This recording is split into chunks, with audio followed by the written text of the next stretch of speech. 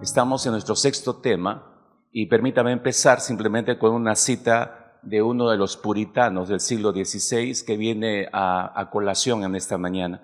Me refiero a John Owen. Él escribió lo siguiente. Él tiene muchos libros escritos acerca de la relación que el creyente debe tener con el Señor, pero esta es una declaración no solo cautivadora, sino profunda, que devela el estado del ser humano, como nadie puede hacerlo, diría yo, salvo Dios. John Owen dijo lo siguiente: conoce tu propio corazón, aunque es profundo, descúbrelo, aunque es oscuro, búscalo, aunque engaña dándole otro nombre a su enfermedad, no confíes en él. Si las personas no permanecieran ciegas a sí mismas, no permanecerían en el estado paralizado en el que están. Sin embargo, tratan darle otros nombres a su propio estado de debilidad. Tratan de justificar, paliar o excusar sus maldades de su propio corazón en vez de desarraigarlas y destruirlas sin piedad. Nunca tienen una visión realista de ellos mismos, una vida sin efectividad y escandalosa crece como una rama de esta raíz de autoignorancia. ¿Cuán pocos buscan conocerse a sí mismos verdaderamente o poseen el coraje para hacerlo? ¿Cuán pocos buscan conocerse a sí mismos verdaderamente o poseer el coraje para hacerlo? Es que no hay tiempo para eso, dice la gente. Todo el mundo está correteando en todos los quehaceres. Hay cosas más importantes que intentar conocer el interior y la profundidad de la maldad de nuestro propio corazón y descubrir que somos realmente malvados, que aún en Cristo seguimos siendo malvados.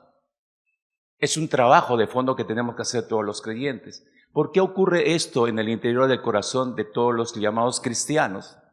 ¿Por qué es que ocurre esta situación? Bueno, porque simplemente o no conocen, y voy a dividir un poco las actitudes en el mundo cristiano, es porque algunos no conocen u otros que no desean obedecer el propósito de nuestra existencia, por la cual estamos en esta tierra. ¿Cuál es el propósito de nuestra existencia? Vivir para la gloria de Dios. O se ignora ese propósito, o conociéndolo simplemente no se le quiere tomar en cuenta el principio. Entonces fácilmente los corazones pueden ser arrastrados y al ser arrastrados, ¿hacia dónde son dirigidos? A buscar nuestra propia grandeza. Empezamos a buscar nuestra propia grandeza antes de conocer al grandioso Dios. Preferimos nuestra grandeza a la grandeza de Dios. Dios nos enseña a través de la vida de Moisés, porque estamos girando en torno de la vida de este hombre. Moisés, si bien recordará, invirtió 40 años de su vida. Escúcheme, invirtió 40 años de su vida para buscar su propia grandeza. 40 años de su existencia para llegar a fabricar una imagen de sí mismo. En 40 años trabajó para llegar a ser un hombre grandioso.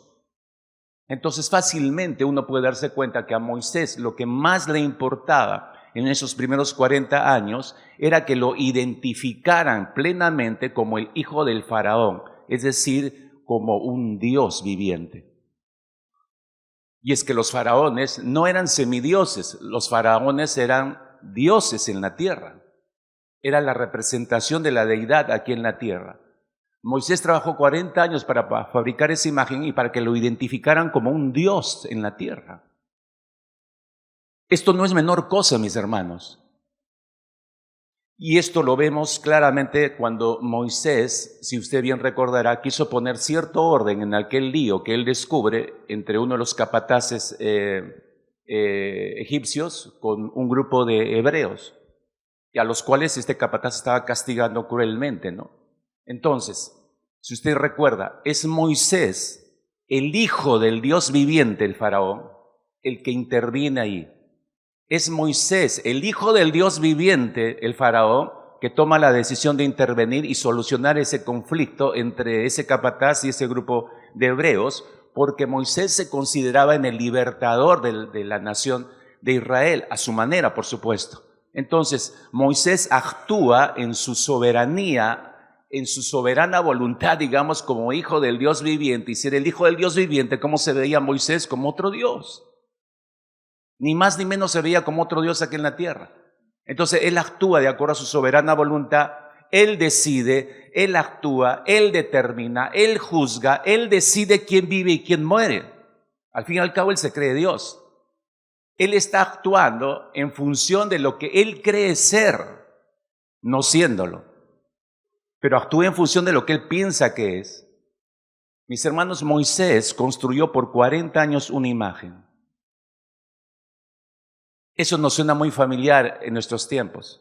A Moisés solo le importaba su imagen, su posición, y es por eso que no soporta a Moisés. Después de haber trabajado 40 años para levantar una tremenda imagen, Moisés no soporta que en fracción de segundos esa imagen se resquebraje y se venga abajo, y por eso huye. No huye solo por su vida, huye porque toda la imagen que él construyó se derrumba y se viene abajo. Igual que todos nosotros, mis hermanos. Igual que todos nosotros. Pasamos toda nuestra vida construyendo nuestras imágenes de acuerdo a nuestros planes.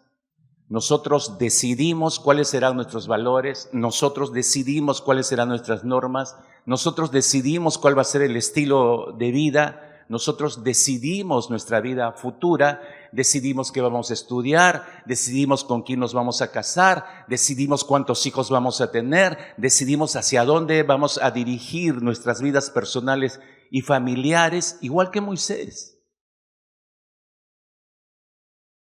Y empezamos a levantar una imagen y cuidamos tanto esta imagen que nadie nos las traiga abajo, que somos capaces de cualquier cosa para mantener la imagen, algo que hemos levantado, pero es algo que no somos en el fondo. Y cuando nuestras imágenes se estrellan con el Evangelio, el cual revela lo profundo de las intenciones del corazón y nos muestra simplemente que no hay otra cosa, que nosotros somos los que nos amamos a nosotros mismos, y ese es el motor para fabricar la imagen, y ese es el motor para hacer todo lo que hacemos, el amor por nosotros mismos, y que todo lo que hacemos está basado en una autoidolatría.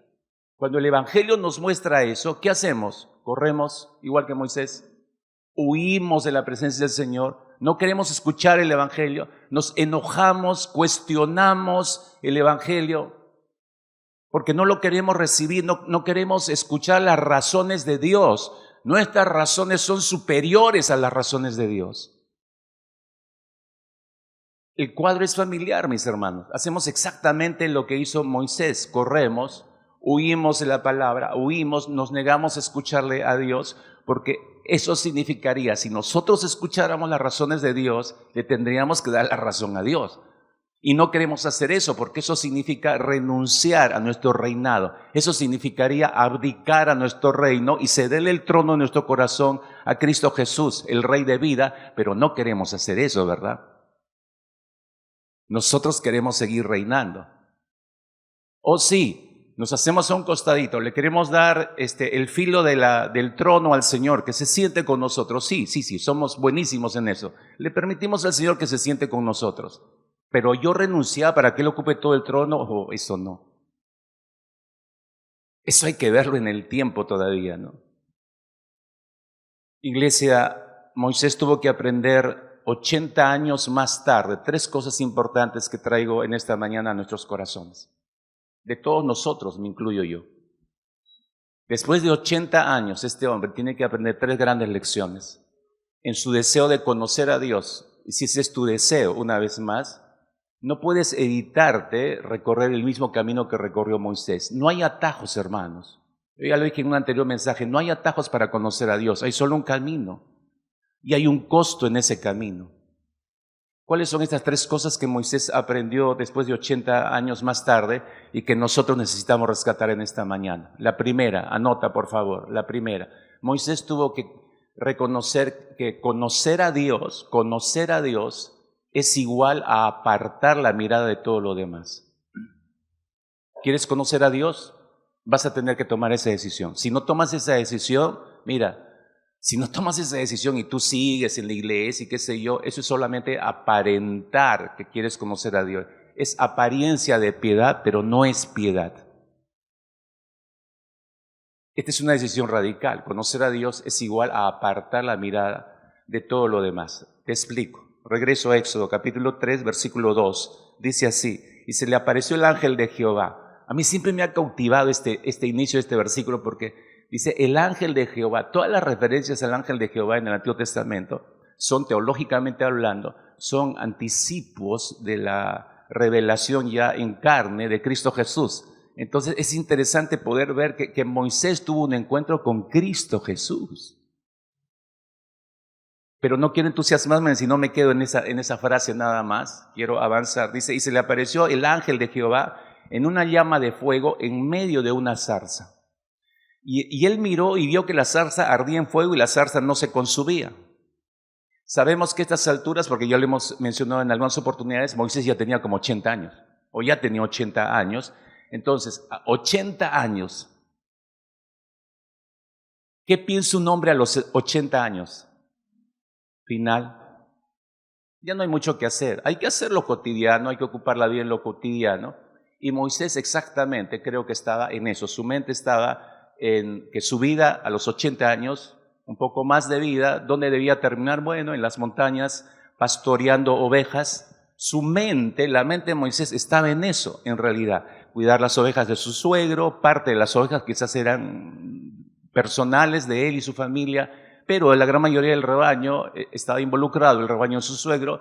Entonces su mente estaba en eso, en buscar los mejores pastizales, en cuidar a las ovejas de todos los peligros, en alimentarlas correctamente, en regresarlas a todas completitas al redil, etcétera, etcétera. La mente de Moisés no giraba en otro sentido, no pensaba en otra cosa. Toda la atención de Moisés estaba en el trabajo que estaba realizando y en su familia, en el trabajo y en la familia. Es lo que ocurre ahora con la gran mayoría. ¿Dónde está qué absorbe tu mente? Tu trabajo y tu familia. Dime que no. No escucho ningún no. No, está equivocado, pastor. Mi mente solamente está en el Señor. No, está en tu trabajo y en tu familia. Trabajo y familia, trabajo y familia, trabajo y familia, trabajo y familia, trabajo y familia, trabajo y familia. Así, como lo has sentado al costadito de tu trono, le dices, bueno, a verdad, hoy es domingo, ¿no? Ya, habla, Señor. Pero rápido, porque tengo que abrir la tienda. Tengo que regresar a la fábrica. Tengo que atender esto y el otro. Entonces somos así de acelerados. Otra vez, conocer a Dios es igual a apartar la mirada de todo lo demás. Absolutamente de todo lo demás. Moisés pensó que así terminarían sus días. Decía yo, ¿qué piensa un hombre a los 80 años? Que ni siquiera a los 80, ya cuando se está cruzando los 65 ya para adelante, ya hay que terminar ya la vida, ¿no? Hay que hacer lo que menos. Además el cuerpo ya no me da, ya no reacciono como antes, entonces toma un estado de pasividad, ¿no? Moisés pensó que sus días terminarían en aquellas montañas y lo que menos pensaba Moisés era en empezar una nueva etapa en su vida. Es lo que menos pensaba. Ningún hombre a los 80 años piensa, bueno, voy a empezar una nueva etapa en mi vida. Contados con los dedos quizás algunos hombres que tienen proyectos, ¿no? Hacia adelante. Hermanos, para que Moisés comprendiera el llamado que Dios le iba a hacer, para que Moisés comprendiera los planes de Dios, para que comprendiera los propósitos de Dios, Dios no solamente, escúchame, no solo quería llamar la atención de Moisés. No, hey Moisés, tranquilo, préstame atención. No solo quería captar la atención de Moisés el Señor, sino que Dios requería captar toda la mente de Moisés para que sea puesta en la mente de Dios y pueda comprender los deseos de Dios. Eso no es sencillo, te advierto. Que toda tu mente quede absorbida en la mente de Cristo Jesús, que la tenemos. El apóstol Pablo habla que tenemos la mente de Cristo. Pero tú ya te debes haber dado cuenta en todos tus años como creyente. ¿Tu mente ha sido absorbida por la mente de Cristo? ¿Verdad que no? Si no, no tendríamos todos los líos que tenemos ahora y no seguiríamos preguntando al hermano fulano de tal o al pastor fulano de tal. ¿Qué hago en mi vida? ¿Qué decisión tomo? No sé qué hacer. ¿Cuántos años tiene en la fe? 30, 40 años. No hemos dejado que la mente de Cristo nos absorba en realidad. Entonces Dios no solo quería llamar la atención de Moisés, quería absorber su mente a la mente misma de Dios para que él pueda comprender los deseos de Dios de una manera plena. Y para ese objetivo, Moisés tenía que apartar su atención de todo lo que estaba a su alrededor, tenía que apartar su atención de todo aquello que había capturado su mente, que giraba alrededor de su vida, para solamente poner su mente en la persona de Dios y poder así conocer a Dios. Conocer a Dios es igual a apartar la mirada de todo lo demás, hermanos. Si no, no se le puede conocer a Dios. Entonces, Dios ¿qué usa para captar inicialmente su atención? La zarza ardiendo, ¿no? El primer encuentro que tiene Moisés con Dios es a través de esa zarza ardiente. Dios capta la atención de Moisés en primer plano a través de esa zarza ardiendo y aquella tremenda imagen que Dios utiliza. Porque es una tremenda imagen. Y hago un pequeño paréntesis para decirte lo siguiente. Dios no usa las cosas solo por usarlas. ¿Con qué voy a llamar la atención de Moisés? Ya, voy a encender esta zarza y así voy a captar su atención. No era así, no es así el pensamiento de Dios. Él usa las cosas, pero a partir de que capta nuestra atención, hay todo un significado en lo que Dios utiliza de enseñanza para nosotros. Entonces, eso es lo que tenemos que darnos cuenta aquí. Dios capta la atención de Moisés a través de esa zarza ardiendo, pero aquella imagen inusual para Moisés es el anzuelo de Dios para captar la mente de este hombre. Pero la mente de Moisés, los ojos de Moisés quedan capturados por esta imagen inusual, pero la mente de Moisés es capturada por la palabra del Señor. Aquella palabra que empieza a escuchar de la boca del ángel de Jehová que está en medio de la zarza ardiendo en ese fuego, eso es lo que captura la mente de Moisés y la atención de Moisés. Porque para conocer, hermanos, para conocer realmente a Dios y su buena y perfecta voluntad, todos nosotros necesitamos apartar nuestra mirada de todo lo demás, colocarla en el Señor y colocarla en la palabra del Señor. Es interesante que en este versículo 2 del capítulo 3 dice que se le apareció el ángel de Jehová en una llama de fuego en medio de la zarza. Ahora, fíjese la reacción de Moisés. Dice, y él miró, y vio que la zarza ardía en fuego. Miró y vio. Necesito explicarte esto en la siguiente ventana, por favor. Hay una diferencia entre ver y mirar. ¿Qué cosa es ver? Ver es la acción de fijar nuestra vista, nuestros ojos en algo o en alguien, sin prestarle mucha atención, sin darle la debida importancia. Hemos fijado nuestros ojos, nos hemos dado cuenta, allá hay una cámara que me está grabando medio raro, entonces la veo, pero no le presto mucha atención, no le doy el valor correcto que debo dar, simplemente la estoy viendo. Eso es ver, pero mirar ya compromete nuestra mente. Y esa es la diferencia con ver. Mirar es la acción de ver con nuestros ojos, sí, pero involucra nuestra mente, la cual presta atención y da cierto valor a lo que está viendo. Y empieza a observar con mayor cuidado y detenimiento y empieza a analizar lo que está observando. Regresa conmigo en el versículo 2. Dice que Moisés miró y vio que la zarza ardía. Entonces él captó la atención y es el anzuelo de Dios, pero Moisés empieza a analizar lo que está observando. Y toda su mente queda capturada en la visión de la zarza ardiendo y en la palabra del ángel de Jehová que está emitiéndose desde el interior de ese fuego. Cuando Moisés vio la zarza ardiente, por supuesto que le llamó la atención, a cualquiera nos llamaría la atención. Sobre todo si ves el fuego, pero no ves que las ramas no se están consumiendo, no se hacen carbón, ahí está enterita, pero ahí está el fuego también al mismo tiempo. Moisés ya ha visto muchas zarzas ardiendo, ojo, en el desierto de Oriente es tal la temperatura que en los desiertos los arbustos secos combustionan y simplemente se encienden. Entonces para Moisés no era algo nuevo eso, pero ¿qué es lo que capturó totalmente su atención para que él mirara, pasara de ver a mirar? Fue que no se consumía esa zarza, ¿no? Por eso prestó mayor atención y miró. Por eso leemos en el versículo 3 que él se hace esta pregunta, ¿no? ¿Por qué causa la zarza no se quema? Está analizando ya. No solo está viendo, está analizando, está observando mejor lo que tiene por delante. Ahora, fíjate el versículo 6. Dice, se le revela el Señor, le dice su nombre: yo soy el Dios de tu padre, Dios de Abraham, Dios de Isaac, Dios de Jacob. Entonces Moisés cubrió su rostro porque tuvo miedo de mirar. Cuando Dios se le revela a Moisés, como estamos leyendo acá, Moisés tiene miedo de seguir mirando la zarza, pero no interrumpe su proceso de análisis mental. Él sigue reflexionando, meditando seriamente acerca de lo que tiene delante de él. Cubre su rostro, sí, por un momento, pero toda su atención ya ha sido puesta en esa zarza ardiendo. Toda la atención de Moisés está en esa zarza ardiente.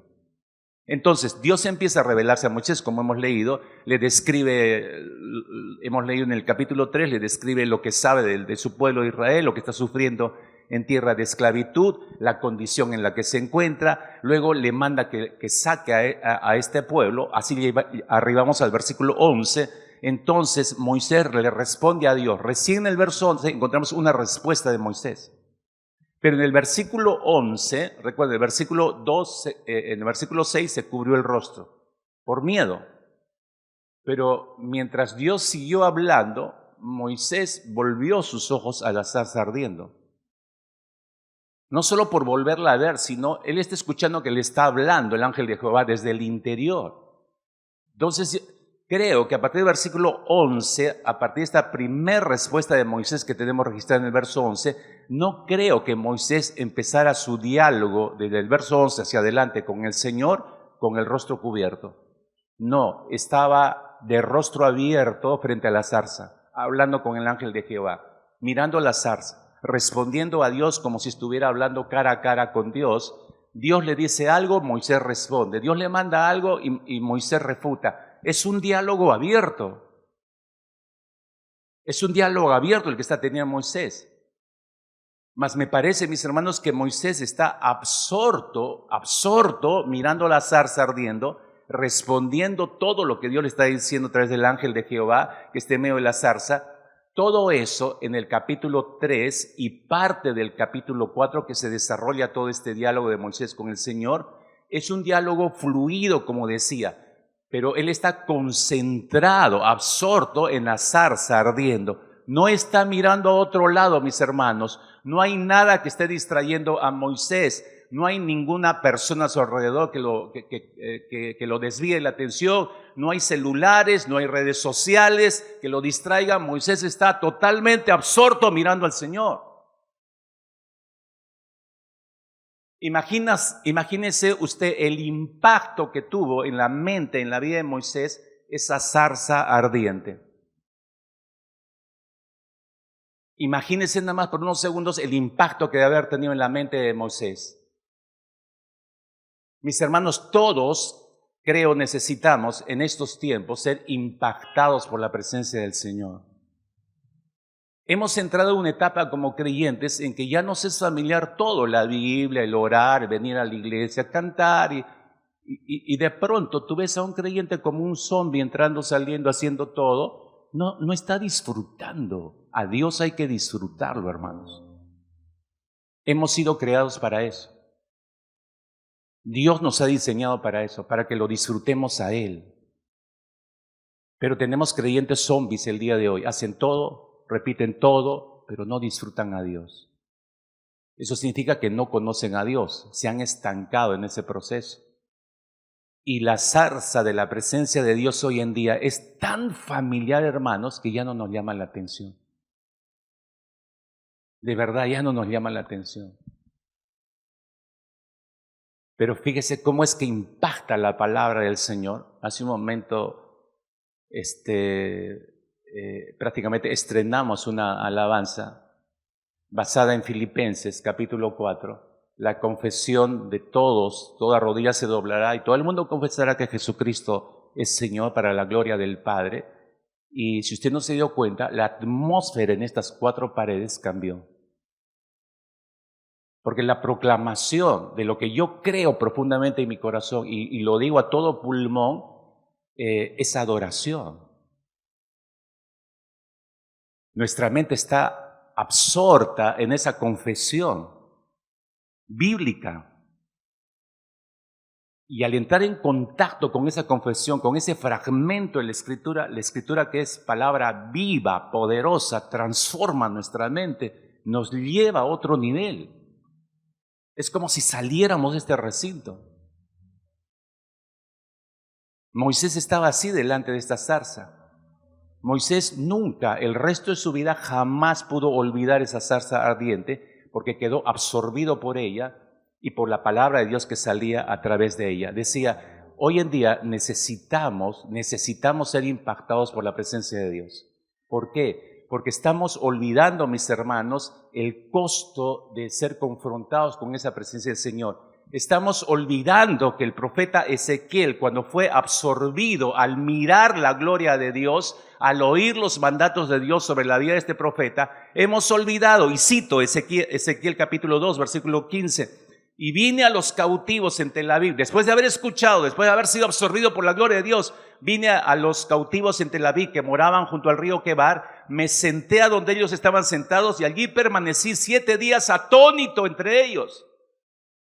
Nosotros salimos después de cada culto y no pasa nada, hermanos.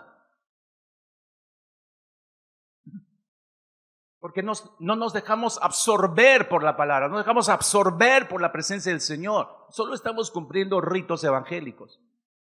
Necesitamos tener un encuentro con el Señor porque estamos olvidando que el apóstol Juan, cuando fue absorbido por la gloria de Dios en aquella isla de Patmos, y cito Apocalipsis 1:17, dice Juan, cuando le vi caí como muerto a sus pies.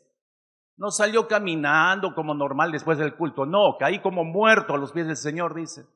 Necesitamos un impacto de la presencia del Señor porque estamos olvidando, mis hermanos, que cuando Saulo de Tarso tuvo su encuentro con la gloria de Dios y fue absorbido por la gloria de Dios, dice Hechos 9, versículo 4 y 6, dice que cayó en tierra temblando y temeroso, dijo, Señor, ¿qué quieres que yo haga? Hoy ya no le hacemos esa pregunta al Señor, porque no somos impactados por su presencia. No entro en un temor de Él y mi vida piadosa me impulsa a hacer la pregunta, Señor, ¿qué quieres que yo haga este domingo? Hablaste a mi corazón, ¿qué quieres que yo haga ahora? Explícame, Señor. No venimos con esas actitudes. Necesitamos urgentemente en estos tiempos, no solo en esta iglesia, en todas las iglesias, necesitamos el impacto de la presencia del Señor. Apartar la mirada de todo lo demás, mis hermanos, solo para poner nuestros ojos en el autor y consumador de la fe, no es, escúcheme por favor con cuidado y anote esto con cuidado, no es un acto romántico. Acabo de leer la experiencia de Juan, de Ezequiel, de Isaías y seguimos contabilizando hacia atrás. No es un encuentro romántico. Moisés no tuvo un encuentro romántico con la zarza ardiendo. No, mis hermanos. No, es un acto, escúcheme, es un acto traumático que trae transformación de mente y de corazón. Pero es un acto traumático, es una experiencia traumática, se lo aseguro. El gran escritor y pastor A.W. Tozer dijo lo siguiente: uno de los grandes efectos de experimentar la presencia de Dios es la manera drástica en que el creyente se separa del mundo. No, estaba hablando con el Señor esta mañana y me dijo cosas tan bonitas, sí. ¿En serio? Cada encuentro con el Señor debería ser traumático, mis hermanos, porque Él nos está revelando su voluntad. Y la voluntad del Señor nos exige algo, nos manda algo. Uno de los grandes efectos de experimentar la presencia del Señor, aquel que dice que ha tenido la experiencia de la presencia del Señor, es la manera drástica en que el creyente se separa del mundo. ¿Tu vida refleja que te has separado del mundo o sigues corriendo con el mundo? ¿O sigues queriendo de ambos mundos? Un poquito del mundo y un poquito de cristianismo. Peor todavía. Estamos creando un cristianismo híbrido en estos últimos siglos. Si pensamos en el ejemplo, al leer esta cita de Tozer, si pensamos en el ejemplo de los 3 amigos de Daniel, ¿se acuerdan los 3 amigos de Daniel, no? Daniel capítulo 1, ¿no? Sadrach, Mesach y Abed-nego, bueno, les cambiaron el nombre, ¿no? A ellos, los cuales fueron condenados y fueron lanzados a un horno sumamente ardiente. Era una muerte segura para esos tres jóvenes. ¿Por qué es que los arrojaron a esos tres jóvenes a ese horno para tener una muerte tan horrible? ¿Cuál fue la razón? Porque estos jóvenes se negaron a postrarse ante la imagen del rey Nabucodonosor, una tremenda imagen que habían construido. Entonces la orden del rey era esa, ¿no? Cuando suenen las trompetas, las bocinas, todo el mundo se tiene que inclinar delante de la imagen. Estos tres jóvenes dijeron no. Y por eso fueron señalados y por eso fueron arrojados. Ahora, quiero hacerte notar algo, que tú conoces la historia, ¿no?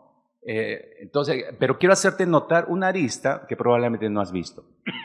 ¿Qué es lo que estos tres jóvenes no quisieron hacer para recibir esa condena?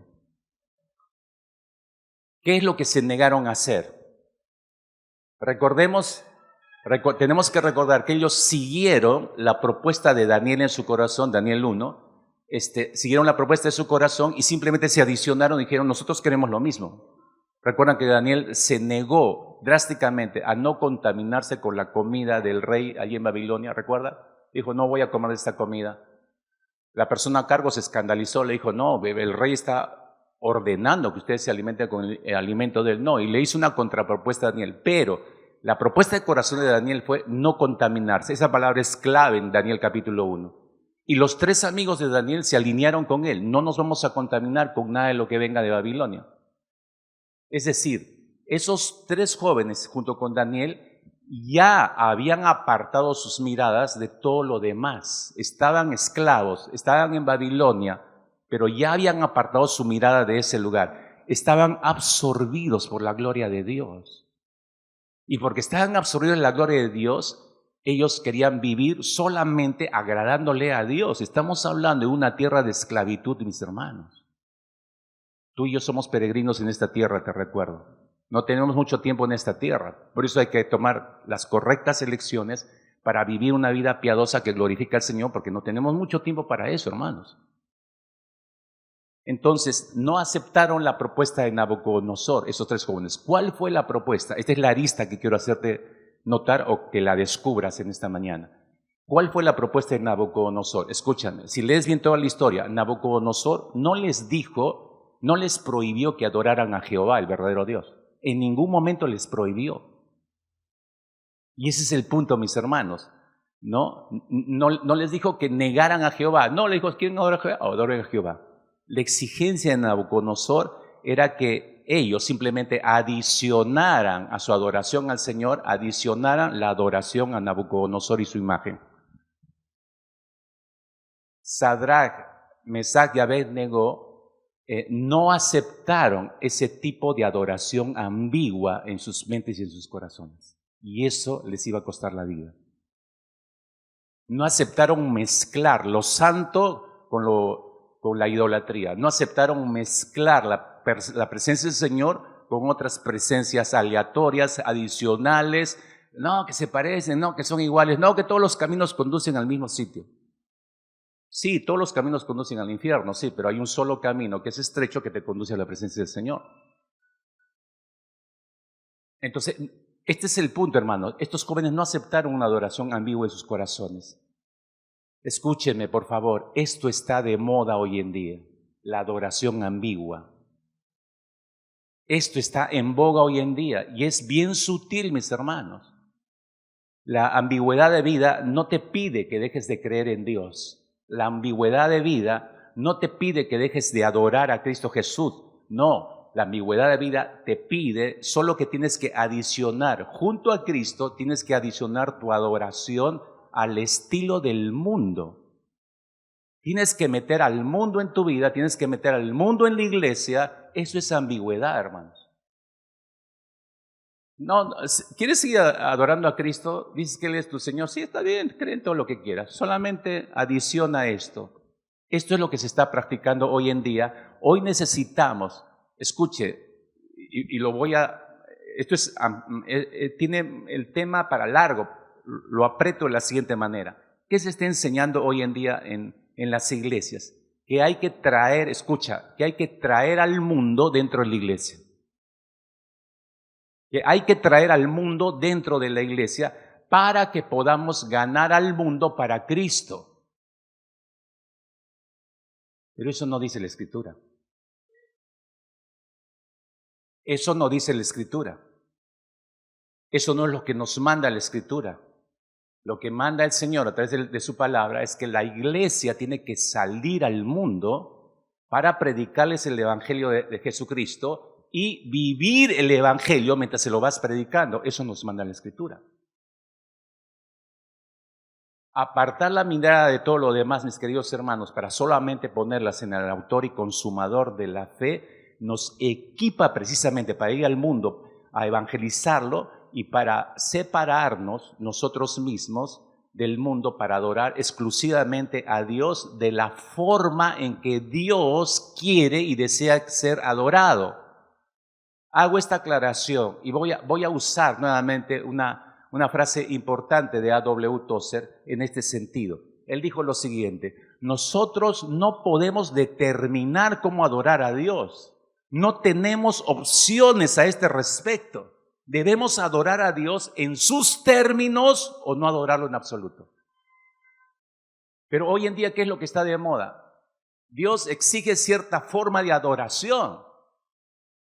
El Padre está buscando adoradores en espíritu y en verdad. ¿Dónde empieza la adoración? No empieza afuera, en los cultos, empieza en el interior de mi ser. Cuando yo aprendo a adorar en la intimidad del Señor, eso me transforma. Y eso sale al exterior cuando estoy en la iglesia o cuando estoy en cualquier sitio. Escucha, soy un adorador, soy un creyente en cualquier lado del mundo.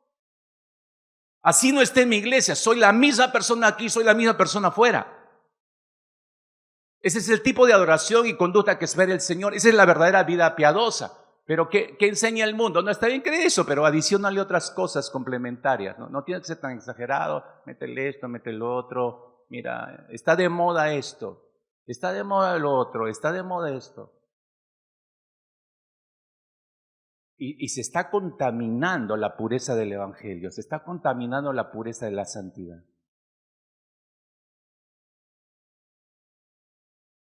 Para conocer a Dios tenemos que quitar los ojos de todo para solamente ponerlos en autor y consumador de la fe.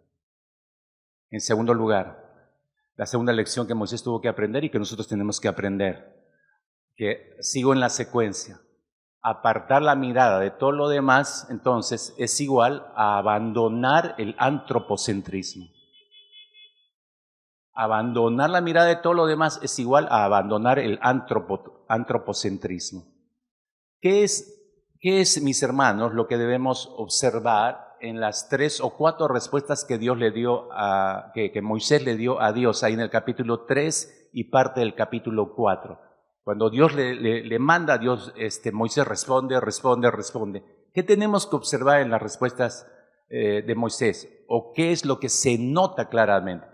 Un par de ejemplos para que lo notes. Éxodo capítulo 3, versículo 11. Entonces Moisés responde. Empieza las respuestas de Moisés a Dios. ¿Quién soy yo para que vaya a Faraón y saque de Egipto a los hijos de Israel? Dios le acaba de hablar. El Dios de toda la creación le acaba de dar una orden. Y él dice, ¿quién soy yo para? A ver si te das cuenta. ¿Qué estás notando ahí? Otro ejemplo, ¿ya? Capítulo 4, versículo 1. Responde Moisés. He aquí que ellos no me creerán ni oirán mi voz porque dirán, no te ha aparecido Jehová. Dios le está dando en los versículos anteriores argumentos poderosos de su presencia y le está dando incluso, le ha explicado señales que va a hacer y el hombre le está diciendo, no me van a creer. Es decir, lo que tú estás diciendo, Dios, no es cierto porque no me van a creer. ¿Qué notas allí? Un último ejemplo, capítulo 4, versículo 10. Entonces Moisés responde, ¿no? Ay, Señor, nunca he sido hombre de fácil palabra, ni antes ni desde que tú hablas a tu siervo, porque soy tardo en el habla, torpe de lengua, ¿no? Otra vez lo mismo. ¿Qué notas acá, en esos 3 ejemplos que hemos leído, del lado de Moisés? ¿Sabes qué notas? Antropocentrismo. ¿Antro qué, pastor? Ya. Déjame explicarte qué es el antropocentrismo. Es una doctrina filosófica que sitúa al ser humano, sitúa al hombre, a la mujer en el centro, como el centro de todo, es la medida de todas las cosas. Esta doctrina filosófica surge en la Edad Moderna en contraposición al teocentrismo. El teocentrismo postula y sitúa a Dios como la medida de todo. afirma, ¿qué postula? Afirma categóricamente, es una verdad absoluta de que Dios es la medida de todo. Entonces el antropocentrismo exalta por eso la razón humana, la cual se cree que tiene las respuestas para todo. Es decir, mi razonamiento es superior al de Dios. Vaya usted a ver eso. ¿A qué punto llegamos en la edad moderna? Porque ya pasamos la edad moderna. Y esto ha crecido enormemente hoy en día. Esto vemos en las 3 respuestas de Moisés. ¿Qué es lo que notamos? Las razones de Moisés, si usted se está dando cuenta, las razones de Moisés son la última palabra en todo lo que Dios está diciendo. Dios no tiene la última palabra, Moisés tiene la última palabra. Eso es antropocentrismo. Mi razón humana es superior a las razones de Dios. Las palabras de Dios, evidentemente para Moisés, las palabras de Dios, las razones de Dios, los pensamientos altos y sublimes de Dios no significan mucho para Moisés porque él pretende tener la respuesta correcta a todas las razones de Dios. Y nadie puede entender todo de Dios, mis hermanos. Y menos poder explicar todo acerca de Dios. En nuestro proceso de conocer a Dios debemos ser conscientes de que en muchas oportunidades, si ha ocurrido antes o si va a ocurrir después, te vas a dar cuenta, en muchas oportunidades vamos a estar en este punto, en esta coyuntura, y vamos a tener que hacernos la siguiente pregunta. La pregunta es la siguiente. Sigue siendo las razones de Dios, altas y sublimes, normativas para mi vida, ¿siguen siendo eso la palabra de Dios? ¿O son mis razones más altas que los pensamientos de Dios y por ende son las respuestas absolutas para mi vida? Tengo que hacerme esa pregunta, hermanos. La vida no se vive así por vivir como venga cada día. No. Cientos de veces vamos a vernos en esta encrucijada, en este punto. Si yo tengo en claro mis convicciones, no me voy a quedar pensando 2, 3 horas. No, inmediatamente la balanza se inclina hacia la primera parte. Las razones de Dios son superiores a las mías. Aunque aparentemente lo que estoy viendo vaya en contra mía, pero Dios es sabio, es probable que tenga algo diferente, algo mejor para mi vida. Es probable que está usando una crisis que yo estoy viviendo para llevarme a la siguiente etapa de vida de madurez. Entonces, estoy descansando en las razones de Dios. No estoy tratando de darle explicación a las razones de Dios y creyéndome más sabio y más entendido que Él. Mis hermanos, conocer a Dios es conocer sus razones. Conocer a Dios es conocer las razones de Dios y reconocer que yo no tengo todas las respuestas para los asuntos de mi vida, sino que es Dios quien tiene la última palabra y todas las respuestas están en Dios, ¿o no, hermanos?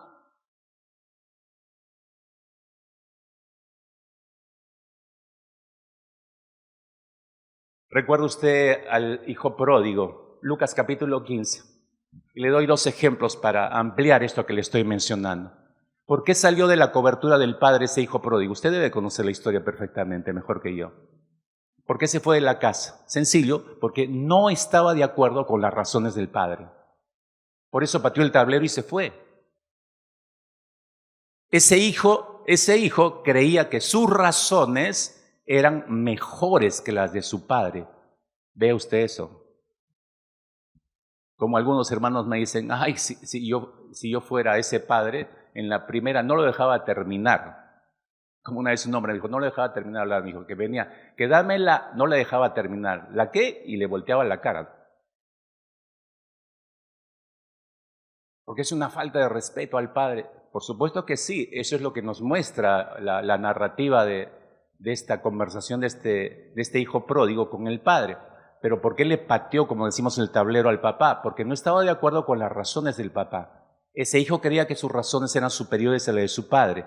En ese preciso momento que él está diciendo eso al padre, que se cree que su razón es superior a la del padre, en ese preciso momento ese hijo perdió la razón. En ese instante perdió la razón. Ya conocemos el resto de la historia, el final del relato. ¿Qué es lo que nos muestra el Señor al final del relato? En que el necio era el hijo y el que tenía razón era el padre. Nos muestra que los razonamientos del padre eran superiores a los del hijo. Cuando este hijo reconoce que las razones del padre eran superiores y que él en realidad tenía razón, en ese instante ese hijo recobra la razón. ¿Recuerdan al rey Nabucodonosor? Daniel capítulo 4, si buscas en tu Biblia. El rey Nabucodonosor. Llega un momento en su vida, este fue uno de los portentosos reinos que existieron en el pasado. Llega un momento en su vida de este rey Nabucodonosor que cree que sus razones como rey en tremendo imperio, encabezando tremendo imperio, sus razones son superiores a las de cualquier persona. Eso incluye a Dios. Así que lo hallamos un día en el balcón de su palacio, admirando todo Babilonia y admirando la grandeza de lo que su razón le dice que él ha logrado y ha construido. Entonces se dice a sí mismo lo siguiente. Daniel capítulo 4, versículo 30. ¿No es esta la gran Babilonia que yo edifiqué para casa real con la fuerza de mi poder y para gloria de mi majestad? Ahora estaba la palabra en la boca del rey cuando vino una voz del cielo que le dice lo siguiente, ¿no? A ti se te dice, rey Nabucodonosor, el reino ha sido quitado de ti y de entre los hombres te arrojarán y con las bestias del campo será tu habitación y como los bueyes te apacentarán y 7 tiempos pasarán sobre ti hasta que reconozcas que el Altísimo tiene el dominio en el reino de los hombres y lo da a quien Él quiere. Es la razón de este rey babilónico que se considera superior por encima de las razones de Dios. Su razón lo convence a este hombre de que él fue el que logró la grandeza de Babilonia, que fue él quien le dio la hermosura que tenía Babilonia, que fue él el que logró la belleza que tenía esa nación. Su razón lo termina por convencer que si no hubiera sido él, no hubiera funcionado esto, no existiría Babilonia. Y es que así funciona nuestra mente. No, sin mí no va a funcionar esto. No, que sin mí este matrimonio se viene abajo. No, que sin mí el ministerio se viene abajo. No, que la iglesia, se pierde tremendos dones que Dios me ha dado.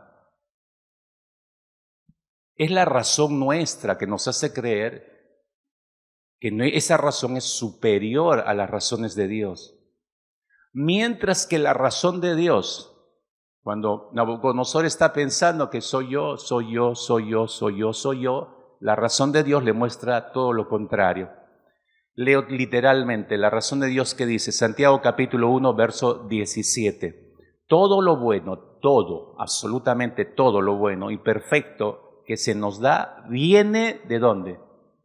De arriba, de Dios, que creó los astros del cielo. Todo viene de Dios. No es que yo lo he logrado, Dios te lo dio. Es diferente.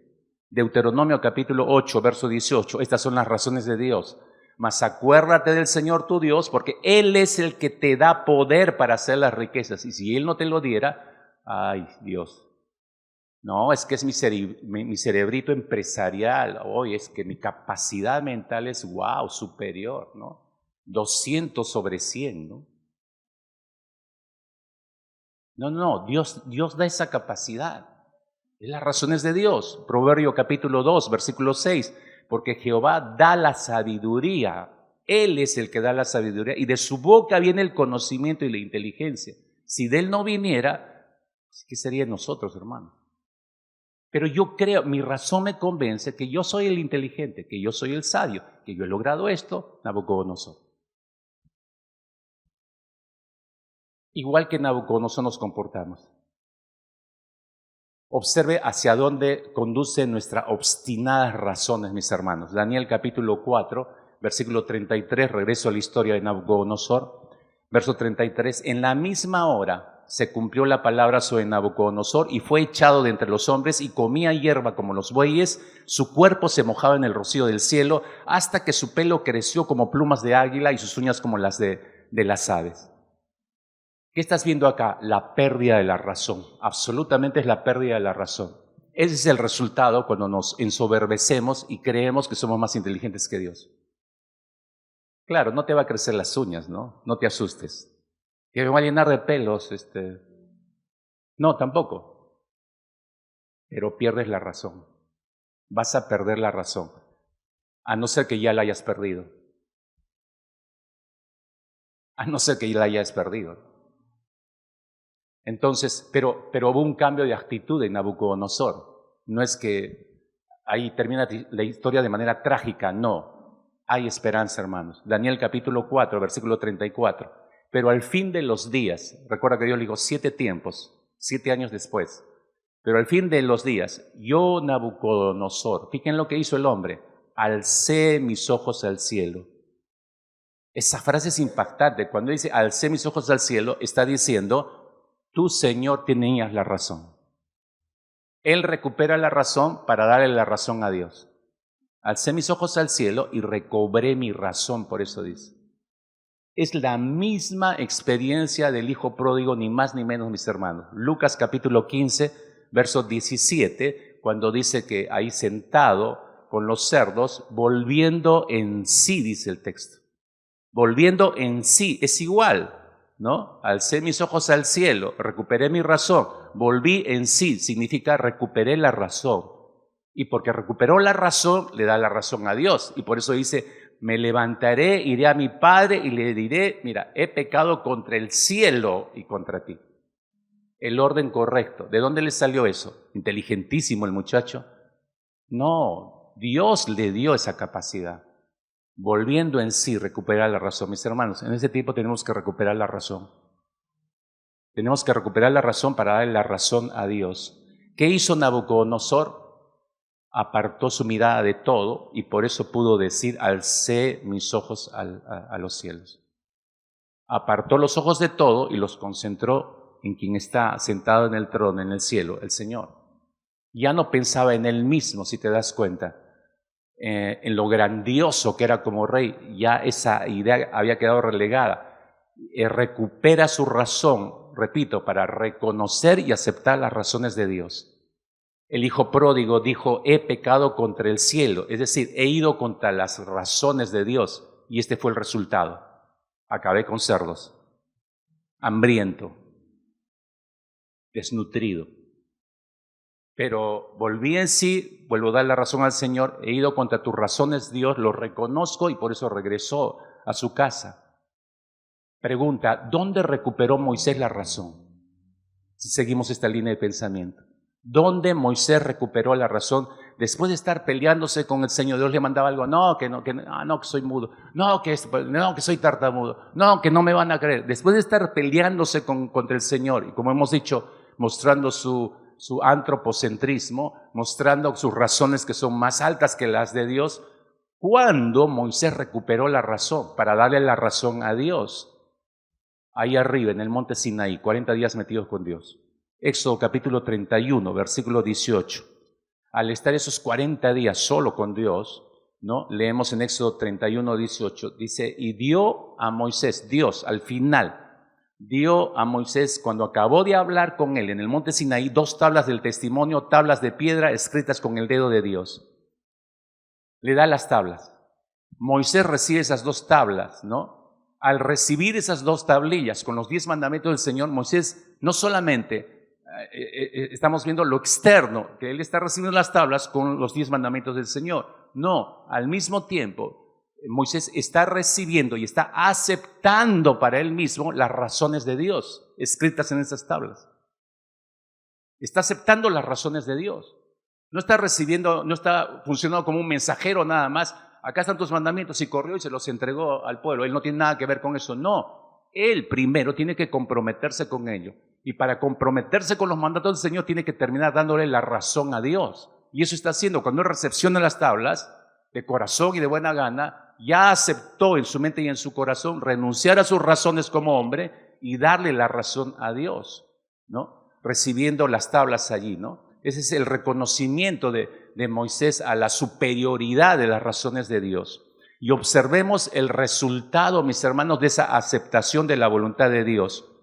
¿Qué ocurre en Moisés? Muere el antropocentrismo en Moisés. Ese es el resultado. Muere el antropocentrismo. Dios ocupa el primer lugar de reinado sobre la mente y el corazón de Moisés. El yo de Moisés muere y la luz de la verdad de Dios ilumina a Moisés y lo embellece.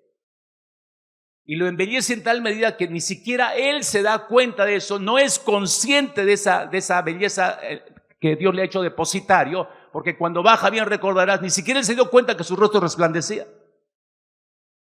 La belleza de Dios que fue depositada en él, ni él mismo era totalmente consciente. Permíteme explicarte esto. Hay un salmo, que es el único salmo que está reconocido que Moisés lo escribió. Es el Salmo 90.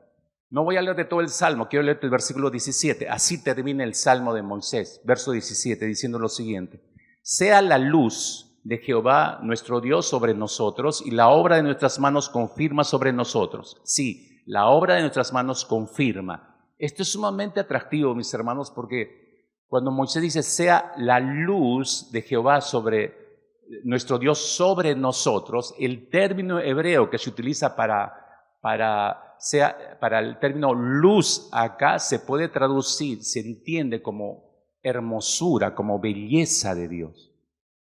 Sea la hermosura, la belleza del Señor nuestro Dios sobre nosotros. Cuando leía este salmo, estaba pensando y decía, ¿en qué estaba pensando Moisés cuando escribió este versículo? Probablemente estaba pensando en su encuentro con la zarza ardiendo, porque eso jamás se le pudo olvidar de la mente. Y el Señor me hizo percatar que había una lección que Moisés fue entendiendo que Dios le quiso dar a través de la zarza ardiendo. No solamente fue un instrumento para llamar su atención, sino para enseñarle una lección más profunda a Moisés. La luz del Señor sobre una persona embellece a la persona. A.W. Tozer escribió lo siguiente. Él hizo una pregunta interesante. ¿Dónde están los santos? Dijo, ¿dónde están los santos? ¿Siente el deseo de ser uno de ellos? Lo extraño y maravilloso es que cuando usted lo es, no lo sabe. Esa zarza ardiendo no sabía nada de su atractivo. Esa zarza ardiendo con el fuego del Señor en el desierto no era consciente de lo que estaba encima de ella. Ahí estaba, simplemente quemándose y no lo sabía. Los grandes santos no sabían que eran santos. Sonreirían si usted les decía que eran santos, aunque no lo creían, lo fueron. La luz y la belleza de Jesús moraba en ellos. Repito,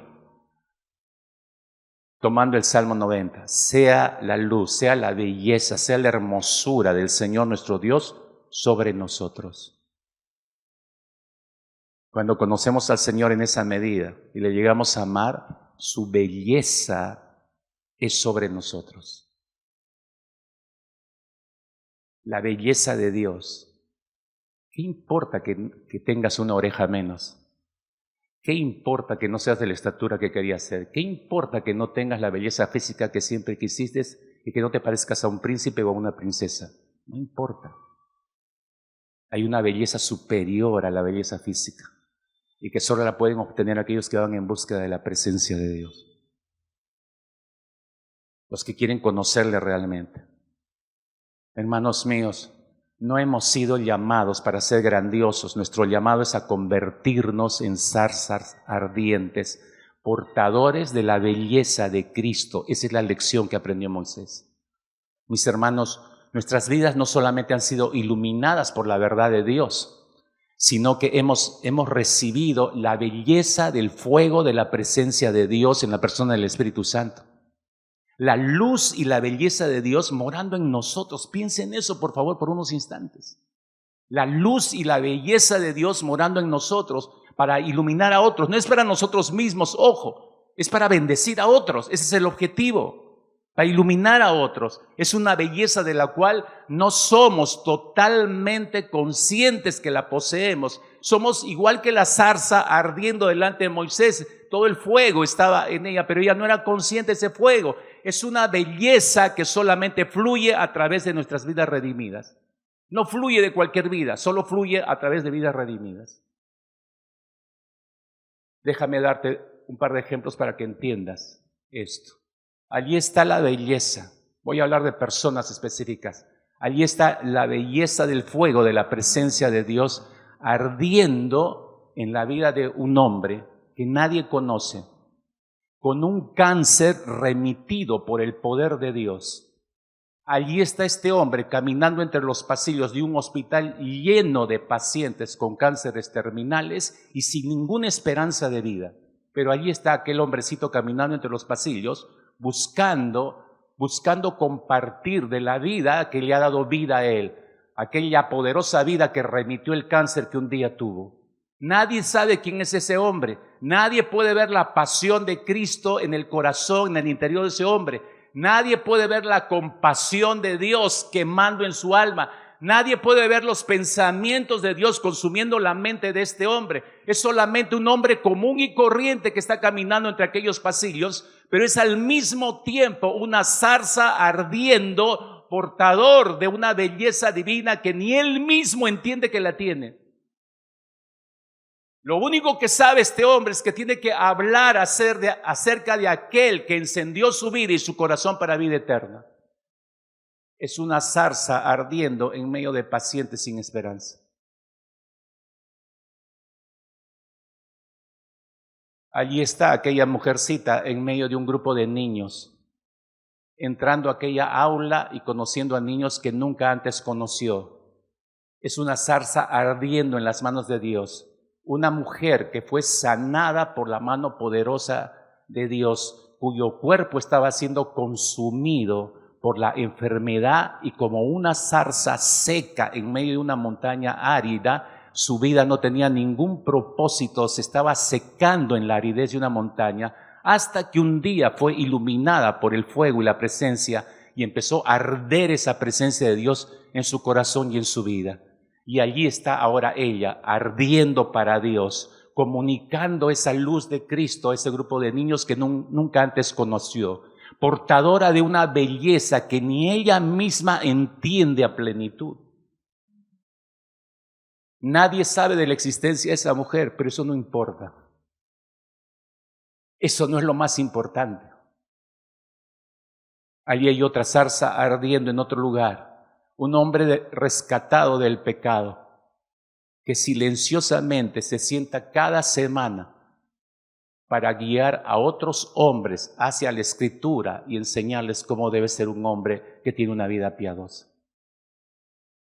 Nadie sabe de este hombre, nadie conoce todo lo que pasa por su interior, pero eso no importa. Es el ilustre desconocido en este mundo, pero es conocido en el reino de Dios porque no busca la gloria de los hombres, no busca el reconocimiento del mundo, no, solo busca que otros conozcan esa luz que encendió su vida un día y que quiere hacer partícipe a muchos otros hombres.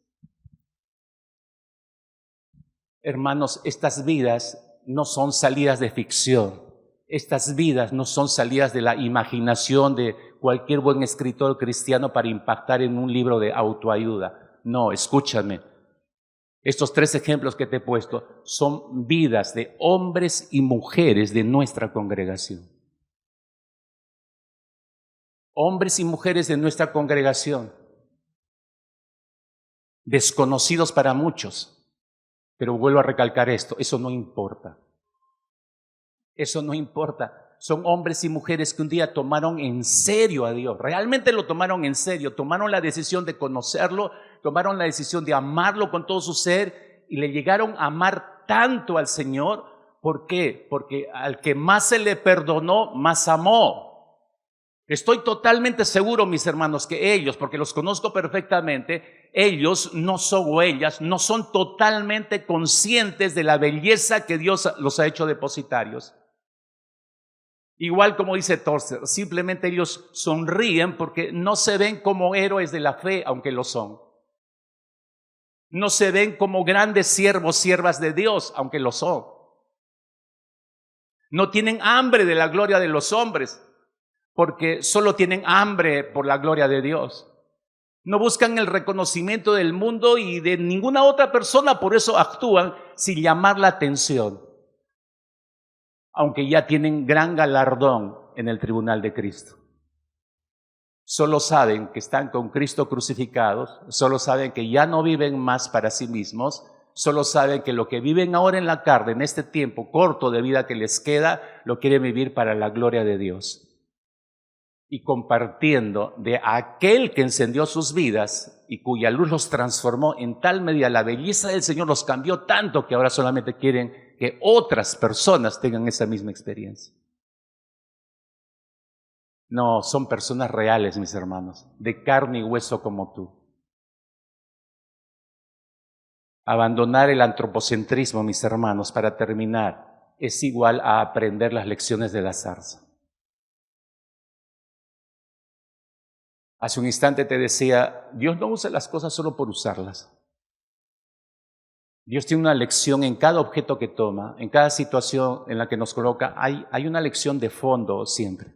Cuando Moisés escuchó todo lo que le mandó a hacer el Señor, él solamente pudo entender una cosa y le entendió claramente. Dios me requiere como líder para encabezar a una nación que tiene que salir de la esclavitud. Tengo que guiar a esta nación a salir de la esclavitud. Él lo entendió, no comprendió otra cosa. Igual que nosotros. Todos nosotros solamente hemos comprendido que hemos sido redimidos para ser embajadores del reino de Dios. No hemos comprendido otra cosa, mis hermanos. ¿Qué? ¿Hay otra cosa que comprender? Por supuesto que hay otra cosa que comprender. Moisés, sin embargo, fue fuertemente impactado por aquella zarza ardiendo al escuchar la voz del ángel de Jehová brotando desde el interior del fuego de esa zarza. Dije yo que jamás esa imagen se le borró de la mente de Moisés. Aunque Moisés no comprendía muy bien hasta ese punto cuál era la gran lección de vida que Dios quería darle a través de esa zarza ardiendo sin consumirse, Moisés entendió que Dios lo llamaba a ser un líder para sacar a su pueblo de la esclavitud. Pero Moisés no estaba todavía comprendiendo que Dios también lo estaba llamando a ser una zarza ardiente. Y esa es la lección que tú y yo necesitamos comprender también en esta mañana. Dios no solo te ha llamado a ser un embajador del reino de Dios, ir y hacer discípulos de todas las naciones, eso lo sabes de memoria. Dios te ha llamado a ser una zarza ardiendo en la presencia de Él. Era importante que Moisés comprendiese esta lección a través de la zarza ardiendo que Dios puso ante sus ojos y la pone ante nosotros en esta mañana. Era importante que Moisés comprendiera que Dios no lo estaba llamando a ser grandioso a Moisés, ni famoso, ni una superestrella, ni un superhéroe. No lo estaba llamando para eso el Señor.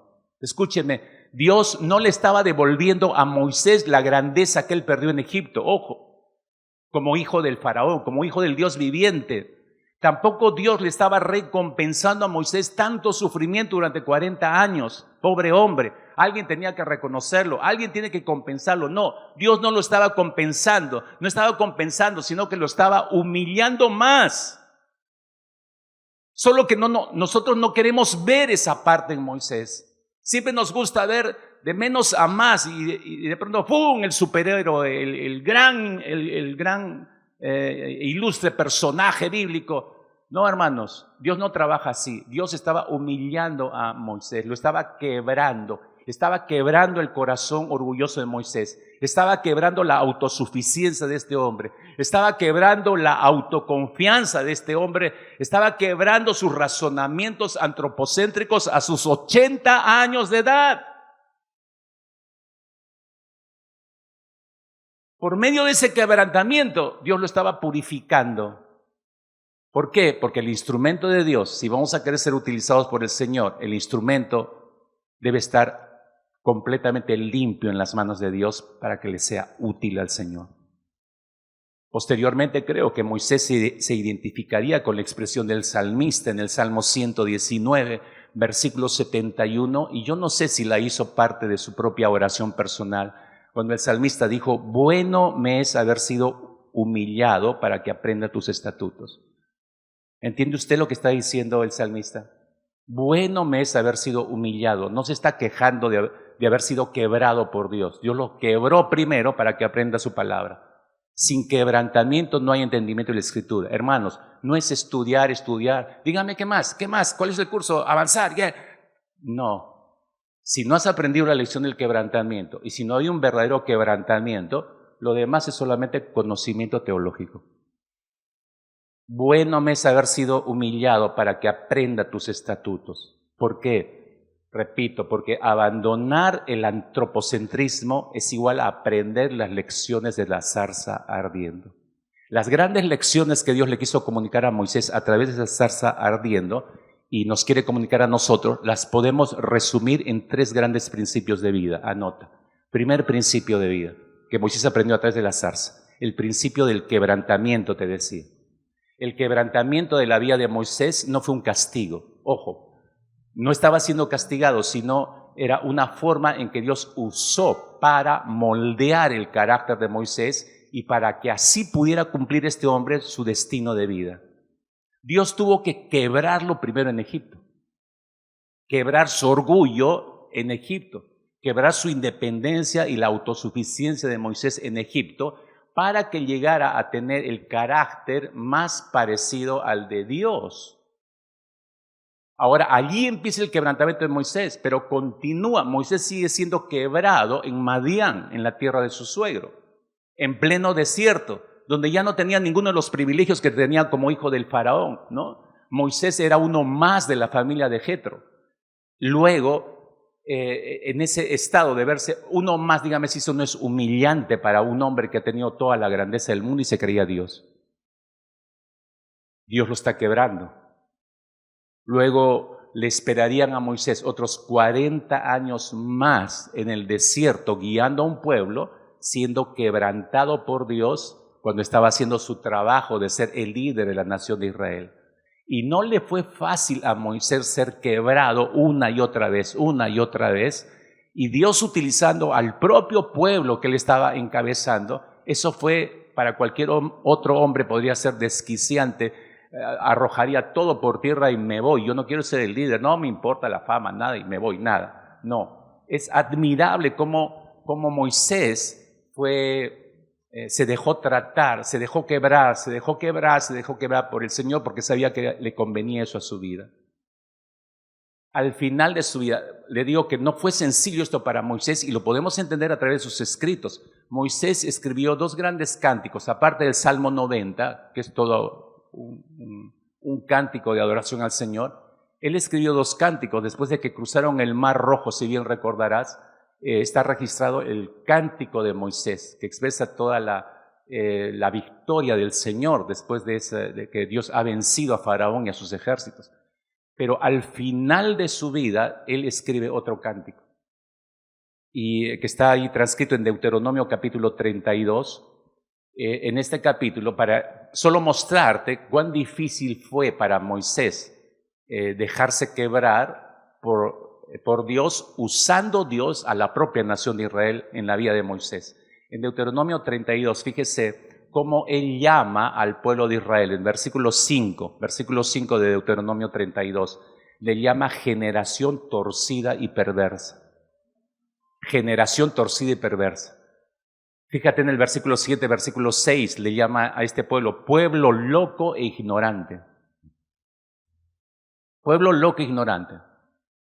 Ahora, ¿por qué usa esos adjetivos para calificar a Moisés? Para que te des cuenta que no le fue fácil guiar a este pueblo. Era un pueblo complicadísimo, mis hermanos. Generación torcida y perversa. Pueblo loco, ignorante. No le fue fácil a Moisés, pero dejó que Dios utilizara este pueblo loco, ignorante, este pueblo torcido y perverso para trabajar en el carácter de Moisés. Y por eso él se permitió ser quebrado una tras otra vez. Escúchame, mi hermano, no podremos conocer realmente a Dios si no experimentamos el principio del quebrantamiento.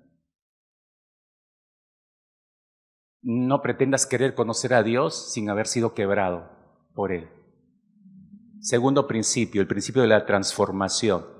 El salmista dijo, hace un instante leí en el Salmo 90, en el Salmo 119, bueno me es haber sido humillado, es decir, quebrantado, para que aprenda tus estatutos.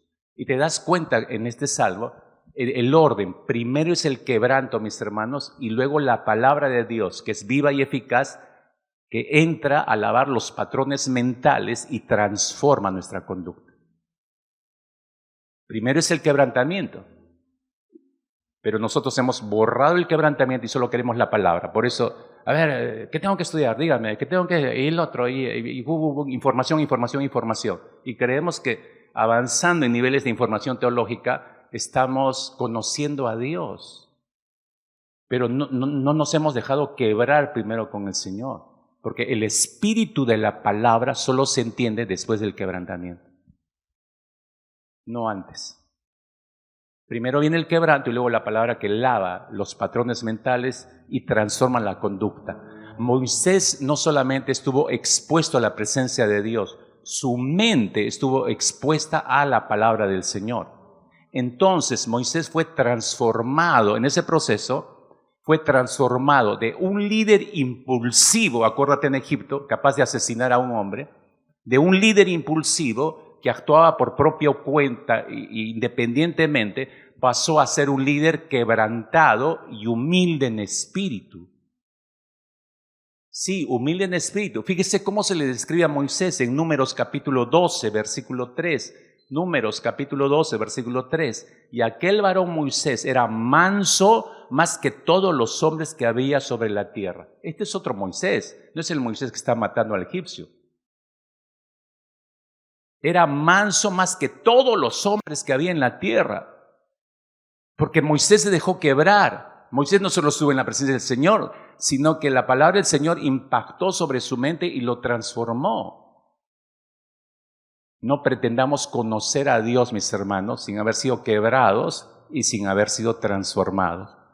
Sino ese andar aparentemente en conocimiento de Dios es solo falsa piedad.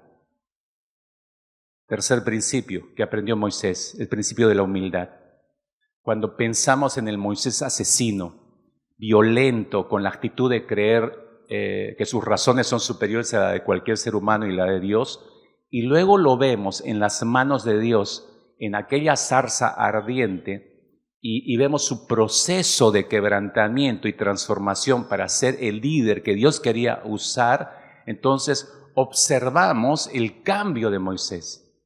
Nos damos cuenta que, por ejemplo, Moisés no es la misma persona, hablo del hombre violento y asesino, no es la misma persona en Números capítulo 12. En Números capítulo 12. Porque en Números capítulo 12, si te fijas ahí en tu Biblia, él enfrenta una situación de murmuración, no de cualquierita. Están murmurando contra él sus dos hermanos, Aarón y María. Y están cuestionando el liderazgo de Moisés. ¿Qué hizo Moisés? ¿Se les plantó boca a boca y defendió su posición como líder? Para nada. Moisés no hizo nada y Dios se hizo cargo de esas dos personas. Esa reacción de Moisés, extraña, porque este no es el Moisés que conocemos. Moisés no es el mismo hombre en Números capítulo 16, si vemos otro ejemplo, en la famosa rebelión de este hombre llamado Coré, que reúne a 250 hombres literalmente para bajárselo a Moisés. ¿Qué hace Moisés? Esto es lo que dice. Números 16, versículo 4. Puntualmente esta es la reacción de Moisés. Se postró sobre su rostro, no hizo nada más. No hizo nada más Moisés. Es decir, postrarse sobre su rostro, acudió a Dios, le dejó el asunto en manos de Dios. Cuando sabe que Moisés va a partir a la presencia del Señor y sabe que se perdió el privilegio de entrar a la tierra prometida, Dios le permite ver la tierra prometida, pero aún en esa partida tú te das cuenta, en Deuteronomio capítulo 33, ¿qué está haciendo Moisés en Deuteronomio 33? La despedida, está bendiciendo a este pueblo loco y difícil de ser gobernado, este pueblo que le sacó canas verdes durante 40 años a Moisés, lo está bendiciendo. ¿Qué es lo que te quiero mostrar? Cuadros de humildad de Moisés. Este hombre no es el mismo Moisés del que dejó Egipto. Este es un hombre totalmente transformado. Debo terminar, mis hermanos. Aunque el quebrantamiento fue doloroso para Moisés, él abrazó el proceso porque él consideró esto es necesario para mi vida si quiero llegar a ser el líder que Dios quiere que sea y si voy a ser usado por Dios, no quiero perderme ese privilegio. Si el costo es que yo muera, bueno, lo acepto. Si vamos a querer conocer, mis hermanos, a Dios, si vamos a querer amar a Dios, si vamos a querer obedecer al Señor en serio, vamos a tener que pasar por el mismo proceso que Moisés pasó, mis hermanos. No pretendamos, insisto en esto, en querer conocer a Dios y servirle sin previamente haber sido quebrantados, sin haber pasado por el proceso de transformación y habiéndonos ahorrado la lección de humildad, porque simplemente no nos gusta. Y cuando tú te das cuenta que ya te empiezas a luchar con este asunto de la humillación, de la humildad, es tu ego levantado que no quiere morir. Ahí te das cuenta rápidamente. Creo, mis hermanos, que existe un malentendido acerca del llamado de Dios para ser ministros suyos, para ser líderes, pastores, misioneros. Hay una falsa concepción, mis hermanos. Queremos que Dios nos coloque como Moisés encabezando un grupo o liderando un grupo o un ministerio en la iglesia. Buscamos eso y queremos que Dios nos mande al otro lado del mundo como misioneros a cumplir la gran comisión y llevar la preciosa semilla del Evangelio. Queremos todo eso y oramos y se lo pedimos a Dios, pero no queremos que Dios nos quebrante. No oramos para que Dios nos quebrante. No oramos y no aceptamos el hecho de la transformación. Porque sabemos que duele el fuego consumidor, mis hermanos de Dios, para transformarnos, duele. No queremos ser humildes como Jesús, porque eso es sinónimo de debilidad para el mundo. Y yo no quiero que todo el mundo me pisotee como tapete. Los discípulos tuvieron esa lucha y la abrieron sin pensar lo que estaban diciendo incluso. ¿Te acuerdas? Pedro un día se le acerca al Señor, Mateo 19, versículo 27. Le dice Pedro al Señor Jesucristo: nosotros hemos dejado todo por seguirte. ¿Qué vamos a obtener con eso? ¿Qué estaba buscando Pedro? Ser recompensado, ser reconocido. ¿Qué está buscando Pedro? La grandeza propia. ¿O te acuerdas cuando se acercaron a Jesús Santiago y Juan y le piden, estoy en Marcos capítulo 10, versículo 36, y les dicen al Señor Jesucristo: concédenos en tu gloria, cuando regreses en tu gloria, que nos sentemos el uno a tu derecha y el otro a la izquierda. ¿Qué están buscando estos dos hombres? Su propia gloria, están buscando la grandeza. Todos buscan grandes cosas, todos ambicionamos ser grandes, mis hermanos. Pero Jesús dijo, y creo que no hay que olvidar esta gran lección, principio de vida. Jesús dijo: mas entre vosotros no será así, sino el que quiera hacerse grande entre vosotros será vuestro servidor. Y el que quiera ser primero entre vosotros será vuestro siervo. Como el Hijo del Hombre no vino para ser servido, sino para servir y para dar su vida en rescate por muchos. Amados, no hemos sido llamados para ser grandes. ¿Me entendió? No hemos sido llamados a ser grandiosos, sino a convertirnos en zarzas ardientes. Y convertirse en zarzas ardientes no es fácil, mis hermanos. No es sencillo. ¿Qué es lo que el Señor quiere en este tiempo, mis hermanos? Escúchame con cuidado lo que voy a decirte en estos últimos minutos. Jesús dijo: entre ustedes no debe ser así. ¿Y quiénes son esos ustedes? Nosotros hoy en día, los discípulos de Cristo. Lo que quiso Jesucristo no solo es decirle de palabra, se los mostró con su propia vida. La grandeza puede tener su lugar, pero todas las personas buscan eso. Pero entre ustedes debe ser distinto. Ustedes, dijo Jesús, deben hacer la diferencia. Ustedes deben ser sal, luz, piadosos. Todo lo que va contrariamente a la imagen del mundo y todo lo que el mundo quiere que nosotros sigamos. No es sencillo ser zarzas. No es sencillo dejar que un fuego ajeno a nosotros nos encienda. Pero es necesario, mis hermanos. Pero eso no es por poder nuestro. No. No es por antropocentrismo, es por el Espíritu de Dios. Siempre ha sido así y siempre será así. Tú y yo lo que tenemos que buscar es esa llenura del Espíritu. ¿No crees que este es el gran momento para levantar esa oración de manera personal? Pedirle a Dios que te quebrante. Ojo, esta es una oración peligrosa, pero es una oración importantísima en nuestro proceso de conocer a Dios. Así que asegúrate que no sea una oración religiosa, solo de compromiso. Solo tú puedes ver en la intención del corazón, la actitud de lo profundo de nuestras almas, Señor. Nadie puede ser obligado a amarte. No se puede obligar uno a amar a alguien. Tenemos que conocerte para amarte, Señor. Oramos por quebrantamiento en este lugar. Oramos por transformación en este lugar, Señor.